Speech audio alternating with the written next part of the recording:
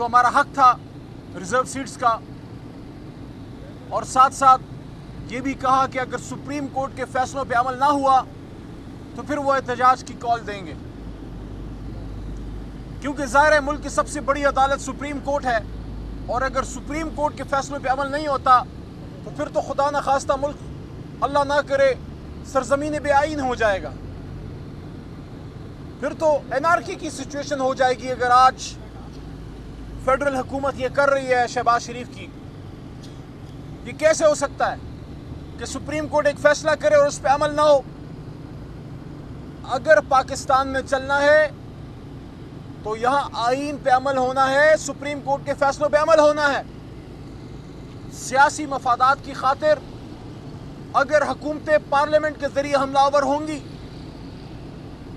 आज ये हुकूमत में है, कल कोई और होगा, हम होंगे, कोई और होगा, ये रविश गलत है, ये रविश नहीं होनी चाहिए। मुल्क में कुछ न कुछ निज़ाम रहने दें, कुछ न कुछ आइन पे अमल होने दें। आज भी हमारे दीन मने साहिबान के खिलाफ फैसला आया है, हम उस पर जो कानूनी चाराजोई होगी वो करेंगे। लेकिन 9 मई के हवाले से एक बात करके फिर मैं 8 फरवरी की बात करूंगा, इलेक्शन की। बड़ा 9 मई हो रहा है पिछले 1 साल से। इस कौम पे अब रहम करें, इस कौम पे रहम करें और इस मुल्क को आगे जाने दें।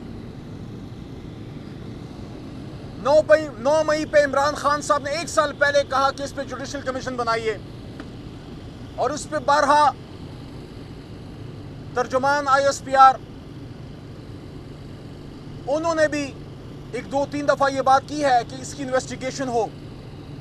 तो जब इमरान खान साहब कह रहे हैं और जब DG ISPR बार बार मुतालबा कर रहे हैं, तो क्या अमर माने है कि फेडरल हुकूमत जो 9 मई का ढंडोरा पीटते रहते हैं, आप खत लिखिए, सुप्रीम कोर्ट को खत लिखिए और सुप्रीम कोर्ट को आप इस्तदा कीजिए कि इस पे जुडिशल कमीशन बनाए। या तो फिर आप इस ढंडोरे को पीटना चाहते हैं लेकिन आप इसकी इन्वेस्टिगेशन नहीं चाहते। इमरान खान साहब ने खुद कहा कि जिन लोगों ने अंदर जाके आग लगाई या नुकसान किया उनको सजा भी मिलनी चाहिए, उनको मैं पार्टी से भी निकालूंगा। और अगर हमारे सामने फुटेजेस लाई गई, CCTV फुटेजेस लाई गई, तो हम उस पर माजरत करने के लिए भी तैयार हैं। लेकिन साथ में ये भी कहा कि 1 साल से बेगुनाह अगर इमरान खान जेल में है तो साबिक वज़ीर आज़म को कॉलर से पकड़ के खींचना, क्या इस पे कोई माफ़ी मांगेगा? क्या इस पे कोई माजरत करेगा? क्या 25 करोड़ के लीडर की, साबिक वज़ीर आज़म की इज्जत नहीं होती? जिना हाउस तो मुकद्दम है, हमारा भी है, जो वहाँ थे उनका भी है। इसी तरह जो GHQ है वो एक नर्व सेंटर है पाकिस्तान के दिफा का, उसकी हिफाजत तमाम कौम पे लाजिम है। लेकिन साथ साथ 25 करोड़ अवाम जिस शख्स को वोट डालते हैं वो एक शख्स नहीं होता, वो 25 करोड़ अवाम की उम्मीदों का तर्जमान होता है। तो जो हुआ 9 मई को वो गलत था, रेंजर्स को नहीं भेजना था, करप्शन का केस था, नैब के लोग जाके गिरफ्तारी डालते, वो भी कानून के मुताबिक।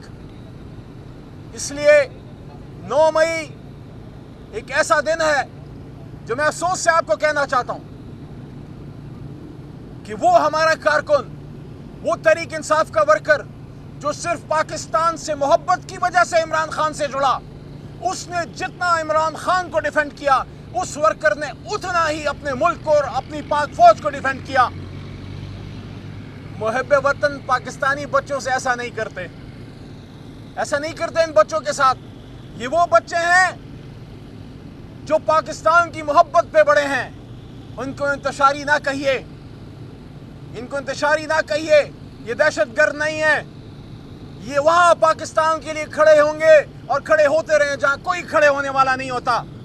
पाकिस्तान आज सिर्फ बॉर्डर से दिफा पे मजबूत नहीं होगा, आपको एक ऐसी वाइब्रेंट यूथ चाहिए जो दुनिया के उस तमाम प्रोपेगेंडे का जवाब दे सके जो पाकिस्तान के खिलाफ, पाक फौज के खिलाफ, या इस्लाम के खिलाफ, या खत्म नबूवत के खिलाफ, या पाकिस्तान के आइन के खिलाफ, पाकिस्तान की नजरियाती सरहदों के खिलाफ होता है।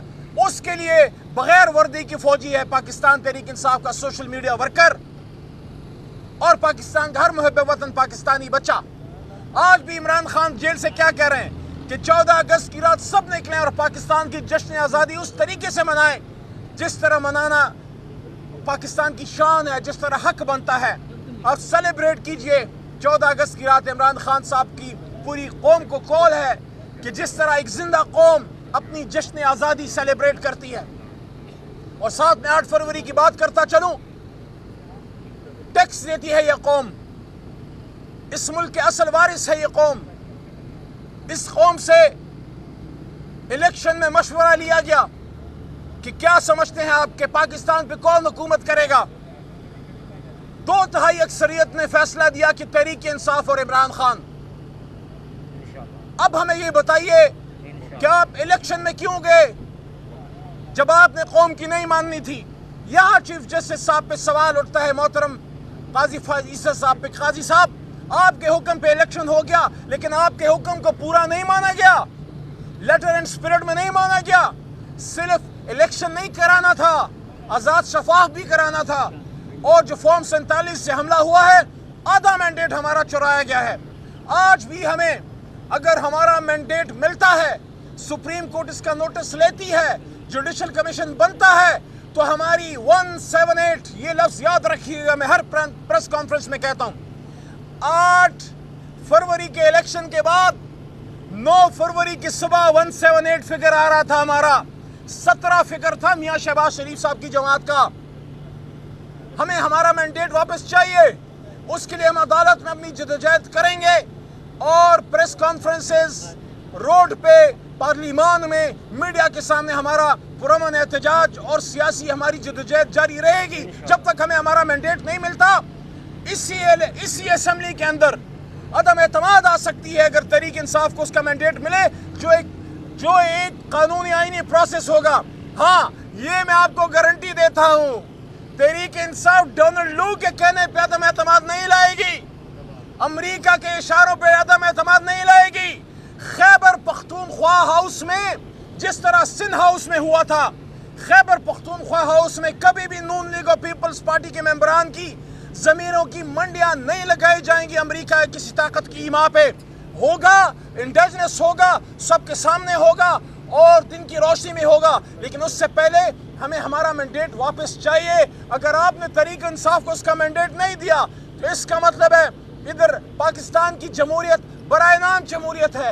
کسی کو بھی جس طرح ڈاکٹر پرچی لکھ کے دے دیتا ہے نا, یہ دوائی لو افاقہ آ جائے گا, آپ نے پرچی لی فارم 47 کی, لیکن وہ پرچی جیلی ہے کیونکہ وہ ڈاکٹر جیلی ہے. جیلی دوائی سے نہ مریض ٹھیک ہوگا اور نہ جیلی جمہوریت سے پاکستان ٹھیک ہوگا. آخر میں پھر یہ بات, 9 مئی سے آگے چلیں, جس نے گناہ کیا سزا ضرور دے لیکن عدالت سے, ملٹری کورٹس نہیں, سویلین کورٹ سے. جس نے جرم کیا اس کو سزا ضرور ملے, لیکن قوم کو 9 مئی کا اسیر نہ بنائیں. عمران خان صاحب پاکستان کو آگے لے جانے کی بات کرتا ہے, انا کہ کوئی ہمالیہ سے اترنا پڑے گا. یہ کہنا کہ آپ معافی مانگو, عمران خان سے کون معافی مانگے گا؟ معافی مانگنے کی تمنا کہیں پاکستان کو نقصان نہ پہنچائے. ہمیں پاکستان کو بچانا ہے, ہمیں پاکستان کی سالمیت کو بچانا ہے اور آنے والی نسلوں کے لیے اس جمہوریت کو حقیقی جمہوری کلچر دینا ہوگا. یہ پاکستانی پاکستان سے کب تک برین ڈرین ہوتا رہے گا؟ پاکستان کا بیسٹ دماغ ملک سے باہر جا چکا ہے, نوجوان کو کوئی ہوپ نظر نہیں آ رہی. غریب آدمی, 40,000 کا ملازم, یہ کیمرہ مین سارے کھڑے ہیں. آپ مجھے بتائیے, اور جو کیمروں کی وساطت سے کروڑوں پاکستانی مجھے سن رہا ہے, 30-40 ہزار کا ملازم 25-30 ہزار کا بل کہاں سے دے؟ آپ تو بلاول صاحب, شہباز شریف صاحب, مریم بی بی, آپ تو کہتے تھے مہنگائی ہو گئی ہے, مہنگائی مارچ کرتے تھے. اب آپ کس کے خلاف مارچ کریں گے؟ یہ جو 4 گنا مہنگائی بڑھ گئی ہے عمران خان صاحب کے دور کے بعد, یہی وہ چیز تھی جس سے عمران خان خبردار کرتے تھے کہ ایسا مت کرو, یہ مت کرو, پاکستانی قوم کے ساتھ یہ ظلم مت کرو. آج جیب میں آپ کے ہزاروں روپے ہوں گے لیکن کام اس سے کچھ نہیں ہوتا.